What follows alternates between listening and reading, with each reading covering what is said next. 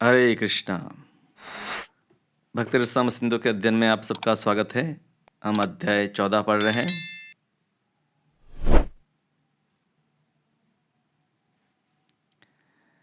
इसी के आगे उद्धव को उपदेश देते हुए भगवान कहते हैं, हे मित्र, मेरे भक्तों को सकाम कर्म, तप, दार्शनिक ज्ञान के अनुशीलन, वैराग्य, योगाभ्यास, दान तथा अन्य समस्त पुण्य कर्मों के प्राप्त होने वाले फल स्वतः ही लाभ प्राप्त हो जाते हैं। इन भक्तों को सारी वस्तुएं उपलब्ध रहती है, फिर भी वे मेरी भक्ति के अतिरिक्त और कुछ नहीं चाहते। यानी कि भक्त को ये सब वस्तु भी भगवान प्रदान कर सकते हैं, पर फिर भी भक्त उसकी कामना नहीं करता। यदि कोई भक्त किसी भौतिक लाभ की यथा स्वर्ग प्राप्ति या कोई आध्यात्मिक लाभ जैसे वैकुंठ की प्राप्ति की इच्छा करता है, तो मेरी अहेतुक कृपा से उसकी इच्छाएं सरलता से पूरी हो सकती हैं। जैसे ध्रुव महाराज की इच्छा भगवान ने पूरी की, नहीं चाहे था राजा, फिर भी भगवान ने उनको दिया। वस्तुतः ऐसा व्यक्ति जो कृष्ण भावनामृत विकसित हो जाने पर भी भौतिक भोग प्रतिलिप्त रहता है, प्रामाणिक गुरु के आदेशानुसार नियमित भक्ति करते रहने पर ऐसी मनोवृत्ति से शीघ्र ही छुटकारा पा लेता है।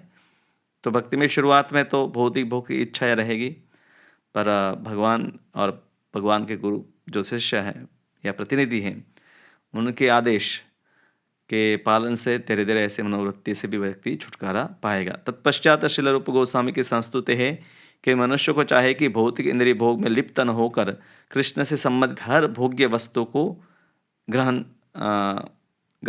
को समझे। उदाहरणतः भोजन करना आवश्यक है और हर व्यक्ति अपनी स्वादेंद्रिय की तुष्टि के लिए सुस्वादु व्यंजन चाहता है। अतएव इस दशा में अपनी जीव की नहीं अपितु कृष्ण की तुष्टि के लिए कुछ सुस्वादु व्यंजन बनाकर कृष्ण को अर्पित किया जा सकता है। तब यह वैराग्य है। व्यंजन बनाए जाए, लेकिन जब तक उन्हें कृष्ण को अर्पित न किया जाए, उन्हें भोजनार्थ ग्रहण न किया जाए।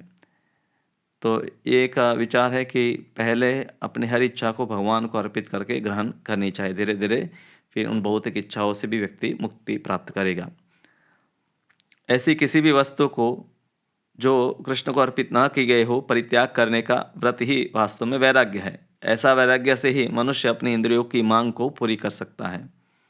प्रत्येक भौतिक वस्तु से कतराने वाले निरीश्वरवादी भले ही कठोर तप करे, किंतु वे भगवान की सेवा करने के अवसर से वंचित रह जाते हैं, क्योंकि निरीश्वरवादी सब वस्तु को त्याग का विचार उनका रहता है। तो भगवान के प्रसाद, भगवान को सुंदर वस्त्र पहनाना, उनके दर्शन इत्यादि कई जो भगवान की सेवा के अवसर है, उनको नहीं कर पाते। अतएव उनका वैराग्य सिद्धि के लिए पर्याप्त नहीं होता। ऐसे अनेक दृष्टांत मिलते हैं जहाँ भक्ति से रहित इस तरह का कृत्रिम वैराग्य अपना कर कोई निरीश्वरवादी पुनः नीचे गिर गया और भव कल्मश के प्रति आकृष्ट हो गया। आज भी ऐसे अनेक बनावटी वैराग्य है जो कहने का सन्यासी बन जाते हैं, ऊपर ऊपर से यह दावा करते कि आत्मा सत्य है, भौतिक जगत मिथ्या है। इस तरह वे भौतिक जगत का त्याग का कृत्रिम रूप से दिखावा करते हैं, किंतु भक्ति न पहुँचने के कारण वे लक्ष्य को प्राप्त नहीं कर पाते और वे पुनः परोपकार तथा राजनीतिक संघर्ष जैसे भौतिक कार्यों में लौट आते हैं। ऐसे भारत में अनेक सन्यासी जिन्होंने कॉलेजें बनाई हैं, हॉस्पिटलें बनाई हैं, जो उनका कार्य नहीं है, उनको तो जब समझ लिया था कि जगत मिथ्या है, तो वापस मिथ्या जगत की सेवा में क्यों लग जाते हैं। तथा कथित सन्यासियों के ऐसे बहुत उदाहरण प्राप्त है जिन्होंने जगत को मिथ्या कहकर छोड़ दिया, किंतु वे पुनः भौतिक जगत में आ गए, क्योंकि वे वास्तव में भगवान के चरणारविंदों की शरण नहीं खोज रहे थे। जो वस्तु भगवान की सेवा में काम आ सके उसका त्याग नहीं करना चाहिए। यही भक्ति का रहस्य है। भक्ति में हम ये नहीं समझते हैं कि मैं त्याग कर रहा हूँ, क्योंकि वैसे भी हमारा कोई वस्तु है ही नहीं। कोई भी वस्तु जो कृष्ण भावनामृत तथा भक्ति को आगे बढ़ाने में काम आ सके उसे स्वीकार कर लेना चाहिए। उदाहरणार्थ, हम अपने वर्तमान कृष्ण भावनामृत आंदोलन की प्रगति के लिए कई मशीनों का सदुपयोग कर रहे हैं, यथा टाइपराइटर, बोलकर लिखने वाली मशीन, टेप रिकॉर्डर, माइक्रोफोन तथा वायुयान। कभी कभी लोग हमें पूछते हैं, यदि आप भौतिक सभ्यता की प्रगति को नकारते हैं तो फिर भौतिक वस्तु का उपयोग क्यों करते हैं। लेकिन वास्तविकता तो यह है कि हम नकारते नहीं हैं। हम तो लोगों को जो कुछ वे कर रहे हैं कृष्ण भावनामृत में करने को कहते हैं। तो भक्त है, इसके बिना भी भगवान की सेवा कर रहा था, प्रचार कर रहा था। पर ऐसे साधन जब उपलब्ध है और उससे लोगों को सुविधा मिल सकती है, भगवान का नाम सुनने के बारे में, पढ़ने के बारे में, दर्शन करने के लिए या साधुओं का संग करने के लिए, तब ऐसे साधन का प्रयोग किया जाता है, जैसे हम अभी ये सब साधन का प्रयोग कर रहे हैं।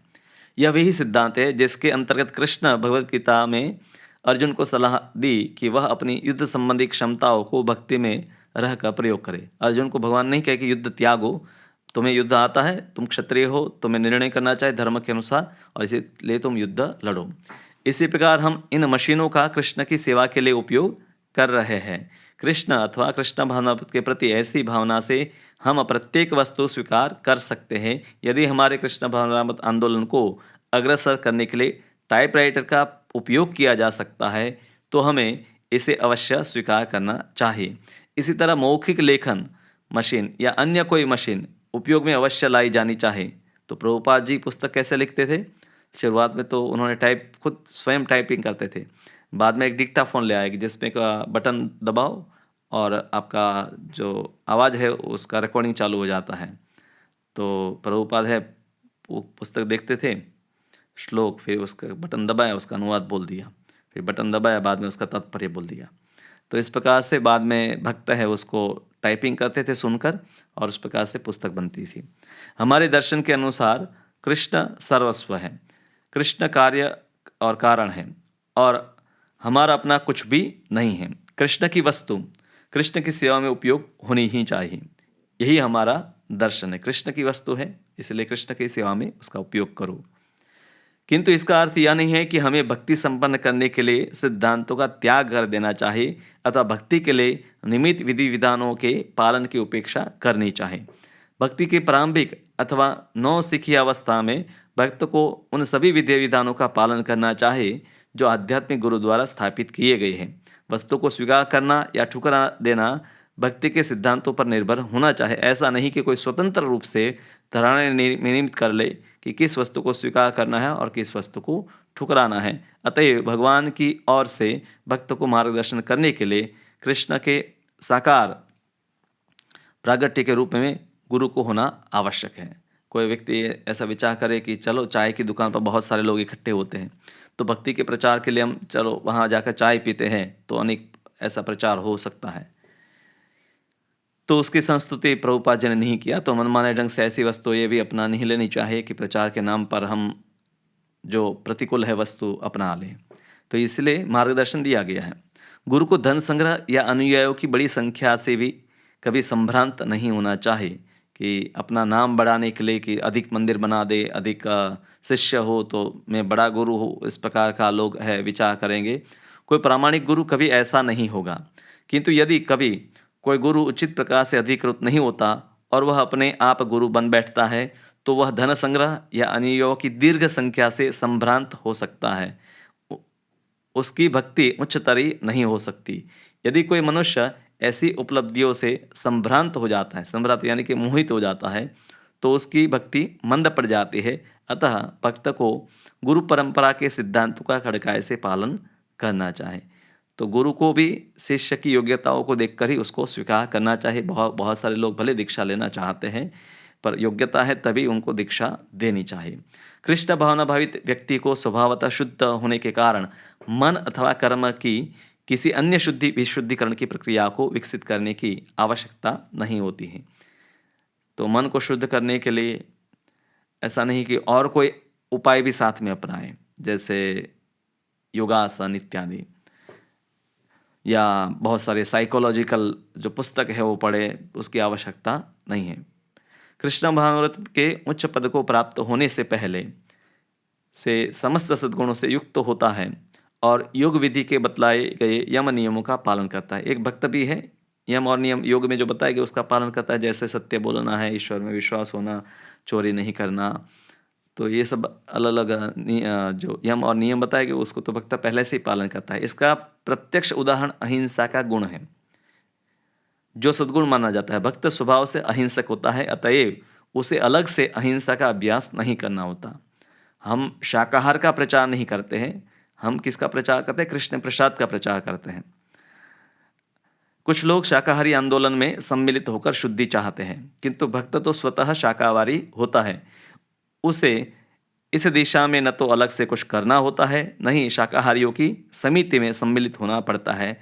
वह स्वतः शाकाहारी होता है। ऐसे बहुत सारे संगठन चलते हैं जो शाकाहार का प्रचार करते हैं, तो भक्त है ऐसे संगठन में भाग नहीं लेता है। हाँ, वहाँ जाकर अगर उसको अवसर है कृष्ण भावनामृत के बारे में बताना है तो वो बता सकता है। ऐसे अन्य भी अनेक दृष्टांत हैं जिनसे देखा जाता है कि भक्त को कृष्ण भावनामृत के अतिरिक्त किसी अन्य अभ्यास की आवश्यकता नहीं होती। उसमें देवताओं के सारे सद्गुण स्वतः विकसित हुए रहते हैं। जो लोग जानबूझकर शाकाहारी या अहिंसक बनने का अभ्यास करते हैं वे भले ही भौतिक दृष्टि में सद्गुणों से युक्त हो, किंतु ये गुण उन्हें भक्त बनाने के लिए पर्याप्त नहीं होते। शाकाहारी व्यक्ति या अहिंसक व्यक्ति भक्त भी हो यह आवश्यक नहीं है, किंतु भक्त स्वतः शाकाहारी तथा अहिंसक दोनों होता है। अतएव हम यह निष्कर्ष पर पहुंचते हैं कि शाकाहार या अहिंसा भक्ति के कारण स्वरूप नहीं है। ऐसा नहीं कि शाकाहार करने से कोई भक्ति में आ गया, अहिंसा करने से कोई भक्ति में आ गया। इस संबंध में स्कंद पुराण में एक कहानी आती है जिसमें नारद मुनि के उपदेश से एक बहेलिया महान भक्त बन गया। बहेलिया यानी कि एक शिकारी। जब वह बहेलिया पूर्ण भक्त बन गया तो वह चींटी तक को मारने के लिए तैयार नहीं था। नारद मुनि के मित्र पर्वत मुनि ने जब भक्ति के कारण बहेली के इस आश्चर्यजनक परिवर्तन को देखा तो उसने कहा, हे बहेलिये, मुझे तुम्हारे द्वारा एक चींटी का भी वध करने की अनिच्छा विस्मित नहीं करती।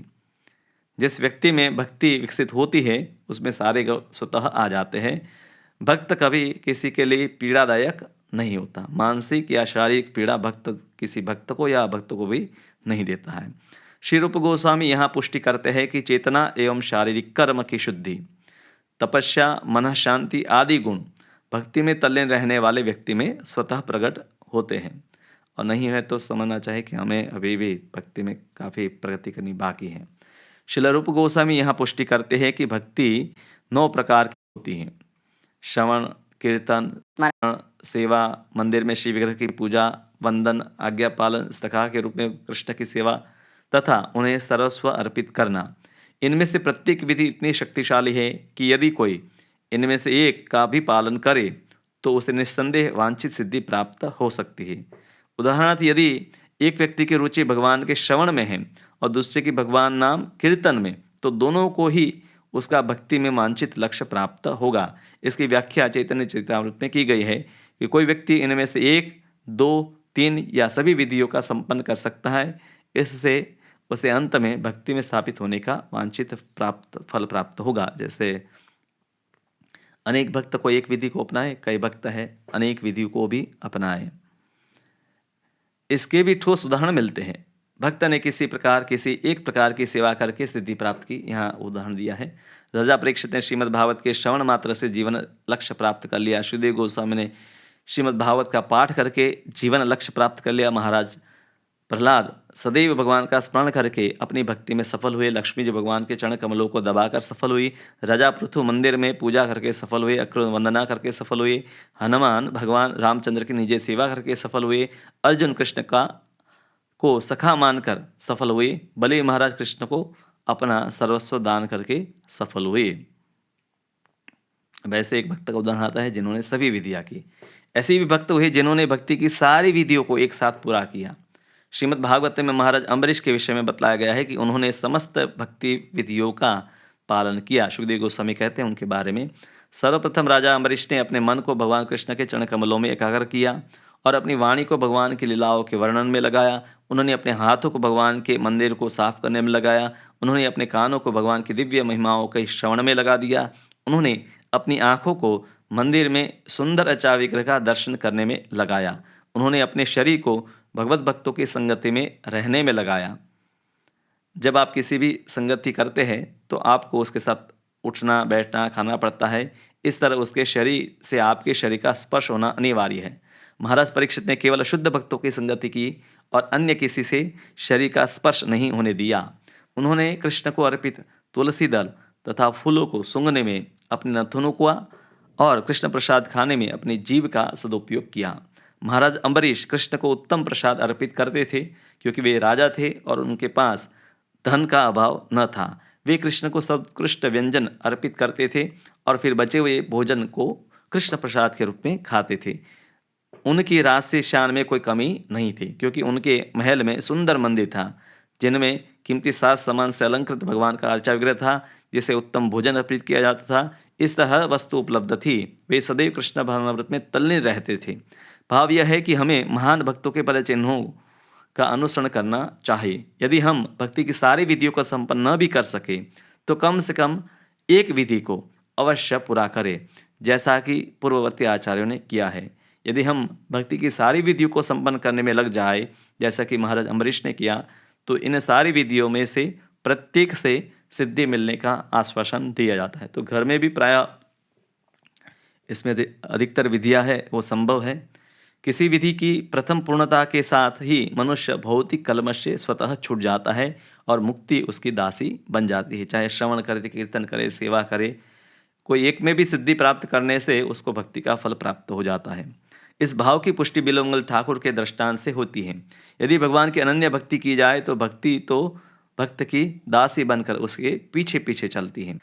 तो श्री रूप गोस्वामी कहते हैं कि कभी कभी भक्ति के विधानों को आचार्यगण राज भक्ति का मार्ग भी कहते हैं, यानी कि ये एक्सप्रेस वे है, राजमार्ग। जैसे दिल्ली में राजमार्ग अभी उसका कर्तव्य पथ नाम हो गया है, तो उस प्रकार से ये भक्ति की विधियाँ है वो राजमार्ग है, जिसमें आप आसानी से जा सकते हैं, कोई वहाँ ट्रैफिक या भीड़ नहीं होती है।